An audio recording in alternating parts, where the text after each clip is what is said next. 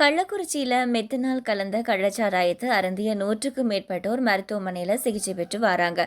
காலை நிலவரப்படி சுமார் 50 பேர் உயிரிழந்துள்ளதாக தகவல்கள் வெளியாகியிருக்கு. இந்த விவகாரம் பெரும் சோகத்தையும் அதிர்ச்சியையும் ஏற்படுத்தியிருக்கு.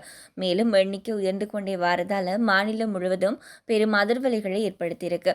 நடிகரும் தமிழக வெற்றிக் கழக கட்சியின் தலைவருமான விஜய் விஷ சாராயத்தை அறிந்து சிகிச்சை பெற்று வர நபர்களை மருத்துவமனையில் சென்று நேரில் சந்திச்சிருக்கிறாங்க.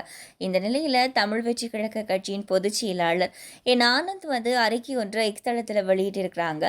அதில் தமிழக வெற்றிக் கழக நிர்வாகிகளுக்கு தலைவர் விஜய் அவர்கள் உத்தரவு போட்டிருக்கிறாங்க. என்ன அப்படின்னு சொன்னால், தன்னுடைய பிறந்த நாள் கொண்டாட்டங்களை தவிர்த்து கள்ளக்குறிச்சியில் உயிரிழந்தவர்கள் மற்றும் சிகிச்சை பெறுபவர்களுடைய குடும்பங்களுக்கு தேவையான அனைத்து உதவிகளையும் நேரடியாக சென்று உடனே வழங்கிட அனைத்து மாவட்ட நிர்வாகிகளுக்கும் தளபதி விஜய் அவங்க உத்தரவிட்டிருக்கிறாங்க.